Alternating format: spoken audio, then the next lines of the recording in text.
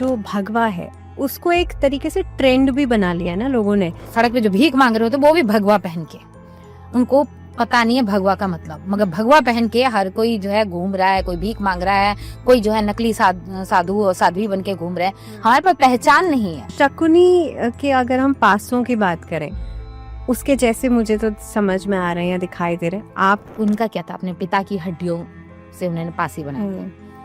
वो क्या था, इससे विवाद करना, नफरत, और क्या किस तरीके से ये महाभारत का जो युद्ध हुआ, असली कारण तो एक वो ही था। आपने वुडू डॉल के बारे में बात की, क्या ये वो काम करती है? वुडू उस तरह का तंत्र कितना इफेक्टिव होता है? साउथ अफ्रीका में जबरदस्त होता है। अच्छा। तो साउथ अफ्रीका में उसमें क्या होता है कि एक तो आपके पैरों की मिट्टी ले ली, आपके कपड़े ले लिए, और उसके बाद उसको जो है हम आपके बाल हैं या कुछ भी उससे कहीं आपके जो है चीजों को उसमें इस्तेमाल करके वो एक डॉल बना ली जाती है। अच्छा।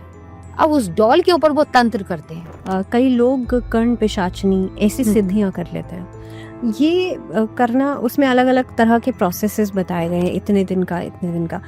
ये कैसे की जा सकती है?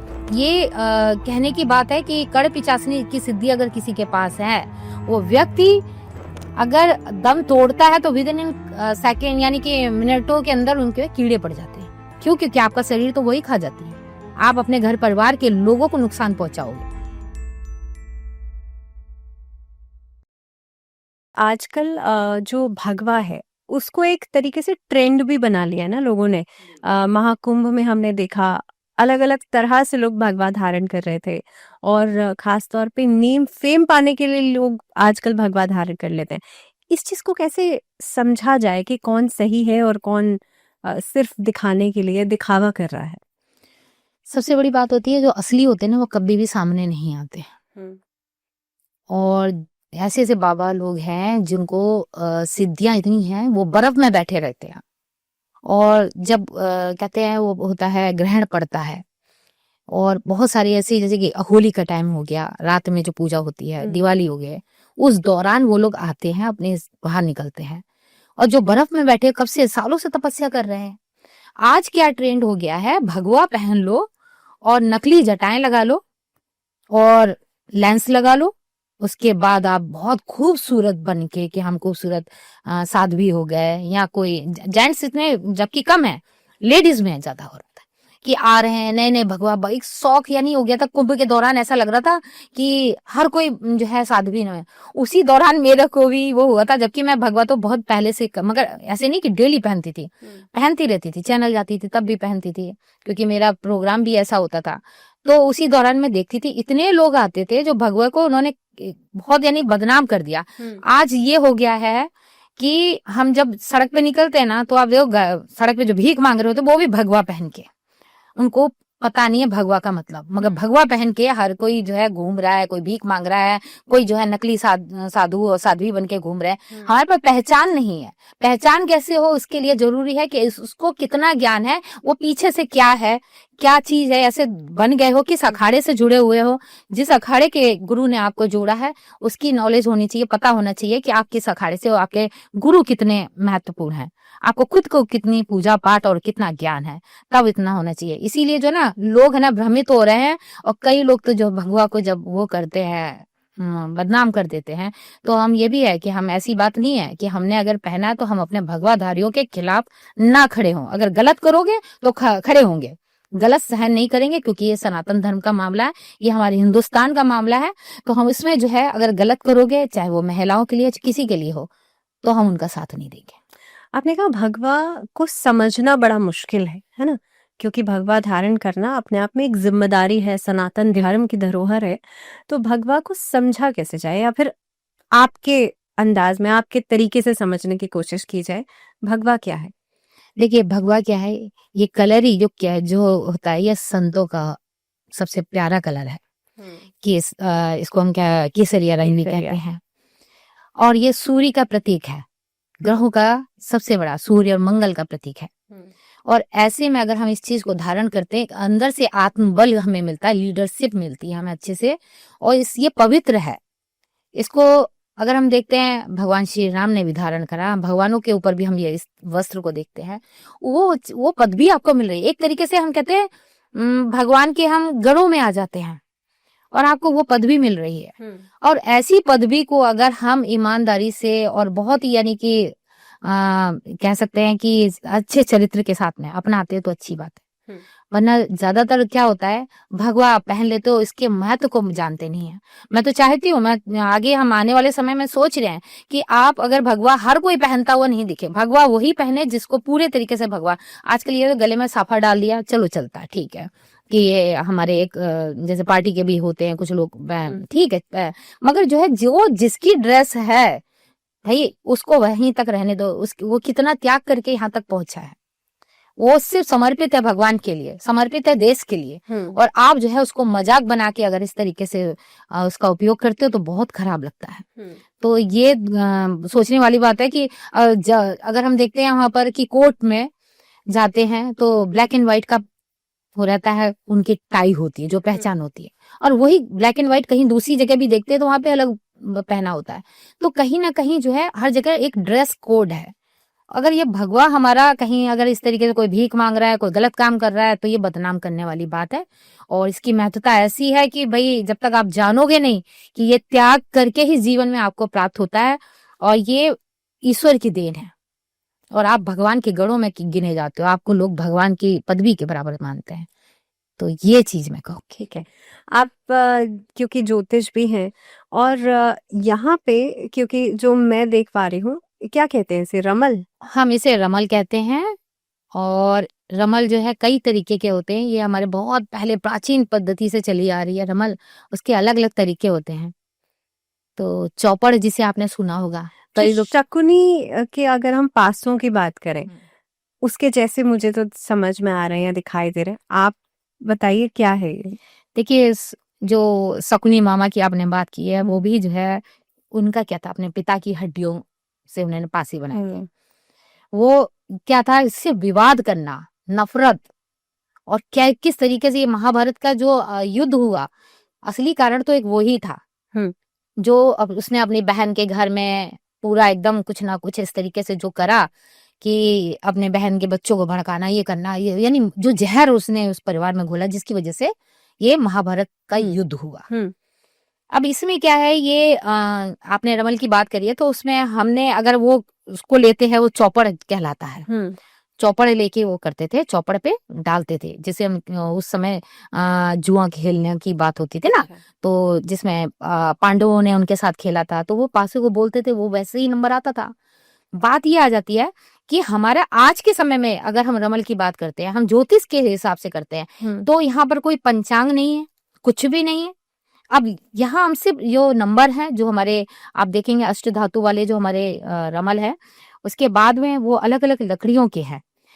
इसमें जो है एक नीम की लकड़ी का है, एक आम की लकड़ी का है, एक पीपल की लकड़ी का है। अच्छा, इन तीनों लकड़ियों को लेके फिर हमने इसको पेंट करा के फिर उसके ऊपर जो है हमने इसको तैयार करा।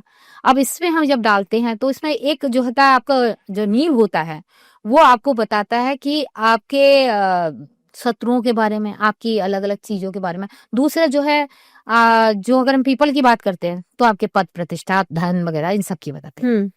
और इसकी आम की बात है घर परिवार का, दाम्पत्य जीवन का, उससे संबंध है मेरा। तो ये हो गया। बाकी जो दो जो आप देख रहे हैं, ये मैं इसको एक बार जब फेंकती हूँ उसके बाद जो है फिर हम जो हमारे लकड़ी वाले उनको ही फेंकती हूँ। तो मेरा ये है, क्योंकि मैंने जिससे सीखा वो उन्होंने ही ये सारी चीजें बनाई और उन्होंने मुझे ये सब दिया। आगे आने वाले समय में मैं एक नया खुद भी बनाऊंगी। फिलहाल तो ये उन्हीं का दिया हुआ ये सारी चीजें हैं, उसी को मैं चला रही।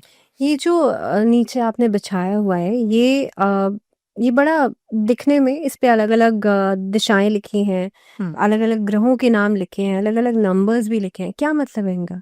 देखिए इन्होंने यहाँ पर हर दिशाओं के हिसाब से उन्होंने ईस्ट में सूर्य को कर दिया है, वेस्ट में शनि को कर दिया है, साउथ में मंगल है, और यहाँ पर अगर हम देखते हैं यहाँ पे नॉर्थ में बुध को बैठा दिया है। हर तरीके से सब ग्रहों को करा है।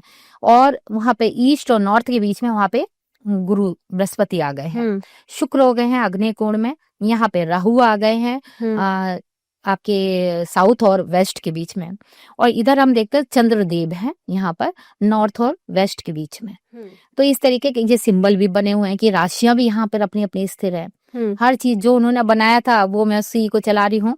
तो उसमें क्या होता है, जैसे हम डालते हैं ना तो कुछ हमें इशारे होते हैं इसमें कि ये कहाँ जा रहे हैं, किधर जा रहे हैं, तो हम उस हिसाब से बताते हैं। अच्छा। हाँ और नॉर्मली काला रंग जो होता है वो हाँ बहुत अच्छा नहीं माना जाता, नेगेटिव हाँ माना जाता है।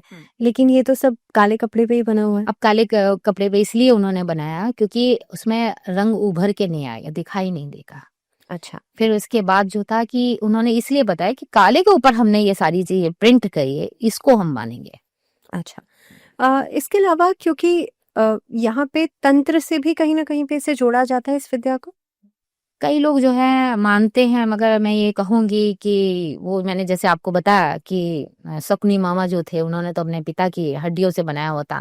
तो वो अभी क्योंकि ज्यादातर चौपड़ में आप देखेंगे ना काला लाल है ना, ब्राउन कलर, यही कलर होते हैं। अच्छा। यहाँ पर काले रंग का मतलब ये नहीं हम कि रात भी काली होती है। तो ये सारी चीजें कि काला रंग इतना बुरा नहीं होता, उसी के अंदर से हम अंदर रोशनी देखते हैं। तो हम उस चीजों के ऊपर सारे ग्रहों को बनाकर हमने ये जो चीजें करी है, तो हम इसको नहीं मानते कि कोई बुरा है काला रंग, और काले रंग को हम वो नहीं करना चाहिए। शनिदेव भी काले हैं, है ना। सारे लोग जो कहते हैं कि काले रंग, काले बाल भी हैं, कहाँ तक काले रंग से बचोगे।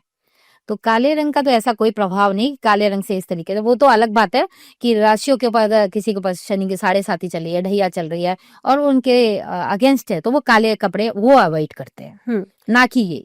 ठीक है। लेकिन अगर हम रमल को इसका इतिहास जानने की कोशिश करें तो आया कहाँ से, क्योंकि भारत में तो ज्योतिष बहुत ज्यादा प्रचलित है, लोग नंबर्स के हिसाब से चलते हैं, लेकिन ये कहाँ से आया है। नहीं, भारत में तो नंबरों के हिसाब से नहीं, वो तो कीरो की हो गई ना पद्धति, न्यूमरोलॉजी।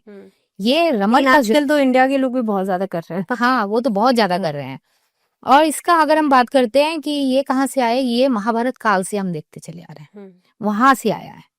तो तभी से हम जो है रमल के बारे में जानते हैं। अब इसको अलग अलग तरीके से अलग अलग पार्ट से चेंज कर दिया गया है, क्योंकि अगर हम असलियत में जो है बनाए जाते हैं रमल, तो कई तरीके की, जैसे मैंने बताया आपको कि अलग कुछ विशेष तरीके की हड्डियां होती हैं, उनकी बनते हैं। वो तंत्र का हो गया। अच्छा। मगर वो लोग जो है अघोर जो तंत्र वगैरह करते हैं उनके लिए है। तो वो उसमें क्या लकड़ियां इस्तेमाल होती हैं। आपने कहा हड्डियां इस्तेमाल हड्डियां होती हैं। वो अलग अलग तरीके के होता है, जिसमें एक छोटी यानी कि देवी जिस रूप में जो लड़कियां होती हैं उनकी हड्डियां हो गई, है ना। अच्छा। और जो छोटा बच्चा हो गया, है ना, उसकी हो गई। या कोई एक विशेष जाति के व्यक्ति होता है जिसके पीछे तांत्रिक लोग अगर पता लग जाए ना तो वो पीछे लग जाते हैं। अच्छा। तो उसकी हड्डियों के बनाते हैं पासे, तो वो अलग अलग तरीके से फिर निकलते हैं। तो वो फिर उसी तरह से काम करते हैं हाँ, जैसे वो शकुनी के काम करते थे। हाँ वैसे ही काम करते हैं। देखिए वो तो है, जो जिसने लिया है वो उसको किस भाव से उसको सिद्ध कर रहा है। गलत भाव से ही कर रहा है, किसी को हानि पहुंचाने से कर रहा है। तो देखिए अच्छा करने वाले लोग बहुत कम मिलेंगे। बुरे करने के लिए आप कर तो रहे हो, मगर ये वापस लौट के उधर जाता है। आप किसके क्यों बुरा कर रहे हो, आपको क्या मिलेगा। चंद पैसों के लिए अगर किसी के साथ में आप गलत करोगे तो वो कहीं ना कहीं आपके लिए दिक्कत दे जाता है। ऐसे तो तंत्र में उसमें बहुत सारी ऐसी चीजें होती है कि आपके कपड़े, वुडू का भी बहुत चलता है ना। बहुत सारी चीजें हैं कि वुडू का तो बहुत जबरदस्त होता है, साउथ अफ्रीका में बहुत ज्यादा होता है। अच्छा। और यहाँ पे हाँ। लेकिन वुडू में तो वो डॉल बना के किया डॉल जाता है ना, तो अब वो क्या इससे रिलेटेड है। नहीं, वो इससे रिलेटेड नहीं है। ये तो एकमात्र हम तो कहेंगे ये एस्ट्रोलॉजी, न्यूमरोलॉजी, है ना, ये सारी चीजें। रमल का बहुत सिंपल सा है, इसमें कोई वो नहीं है। बस हाँ, जब भी कभी ग्रहण पड़ता है या नवरात्र का समय होता है, होली का समय होता है, दिवाली का समय होता है, तो मैं इनको पूजा घर में रखती हूँ, पूजा करती हूँ, इसको फिर से चार्ज करती हूँ। पूर्णमासी पे ऊपर हम चंद्र की रोशनी के सामने लेके जाते हैं, दूध में डाल देते हैं, फिर निकालते हैं इसको। आपने वुडू डॉल के बारे में बात की, क्या ये वो काम करती है। वुडू उस तरह का तंत्र कितना इफेक्टिव होता है। देखिए यहाँ पर बहुत मैं ये तो नहीं कहूंगी कि यहाँ पर हमारे भारत में तो बहुत कम है, मगर अगर गुवाहाटी साइड में भी कुछ लोगों के पास है। ये जो है साउथ अफ्रीका में जबरदस्त होता है। अच्छा। तो साउथ अफ्रीका में उसमें क्या होता है कि एक तो आपके पैरों की मिट्टी ले ली, हम्म आपके कपड़े ले लिए, और उसके बाद उसको जो है हम आपके बाल हैं या कुछ भी है उससे कहीं आपके जो है चीजों को उसमें इस्तेमाल करके वो एक डॉल बना ली जाती है। अच्छा अब उस डॉल के ऊपर वो तंत्र करते हैं हम्म और उसके हाथ मरोड़ रहे हैं या उसका कि अब तुम ये करो, अब ये तुम करो, निर्देश देते रहते हैं। तो वो सारी चीजें होती हैं उसके साथ। अब उसको दर्द हो रहा है, अब कई लोग ऐसे होते हैं हाय मेरे पैरों में दर्द हो रहा है, हाय मुझे ऐसा हो रहा है, ये सारी चीजें। तो उसके साथ ऐसा हो रहा है क्यों? क्योंकि वो वहां से हो रहा है और इधर डॉक्टर आपकी चेकअप कर रहा है, कह रहा है कुछ भी नहीं है, सही है। तो ऐसा सच में होता है, हो सकता होता है, मगर इतना पावरफुल मेरे को नहीं लगता कि हमारे इंडिया में इक्का दुक्का होंगे तो होंगे, वो कभी सामने नहीं आते।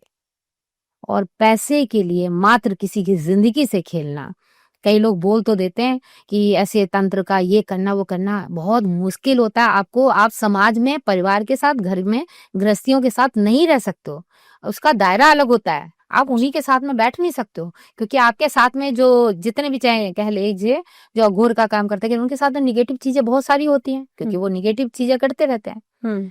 तो उनको लाके आप जब पवित्र जगह में अपने घर में कहीं ऐसी जगह, तो वो ही शक्तियां वही असर करेंगी। तो इन सब चीजों से तो मैं कहती हूँ जितना आप दूर रहें।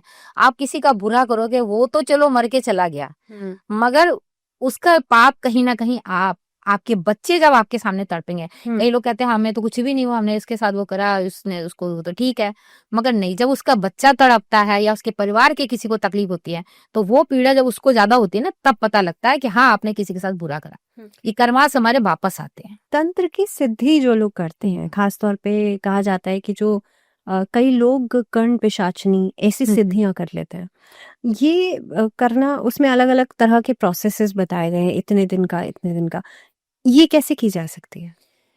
कर्ण पिशाचनी के बारे में ज्यादातर मैं ये बताऊंगी जो हम जिनके साथ में बैठते हैं संत वगैरह, उनके साथ में कर्ण पिशाचनी की सिद्धि हर किसी को नहीं आ सकती, क्योंकि अगर कर्ण पिशाचनी की सिद्धि आती है तो जो कर्ण पिशाचनी आपके साथ में है वो आपकी एक तरीके से आपने उसको किस रूप में बुलाया है, पत्नी रूप में या बहन के या माता के रूप में, किस रूप में उसको बुलाया है, वो आपके कान में कहती है। जब वो कान में कहती है ना, तो उसका जो जब आती है ना, तो आने से पहले आपको इतना यानी नींद नहीं आएगी, आपको आपके कानों में आवाज आती रहेगी एकदम, बहुत जैसे ही नजदीक आप पहुंचते हो सिद्धि के, तो आप बुला तो लेते हो नेगेटिव चीज को अपने पास में, वो आपके शरीर से ही भोग लेती है। और जब ये कहने की बात है कि कर्ण पिशाचनी की सिद्धि अगर किसी के पास है, वो व्यक्ति अगर दम तोड़ता है तो विद इन सेकेंड यानी कि मिनटों के अंदर उनके कीड़े पड़ जाते हैं। क्यों? क्योंकि आपका शरीर तो वही खा जाती है, आप अपने घर परिवार के लोगों को नुकसान पहुंचाओगे। और आपको बता रहे हैं आज चंद पैसों के लिए अगर उसका उपयोग कर रहे हो तो वो आपको बाद में आपको नुकसान भी देगी।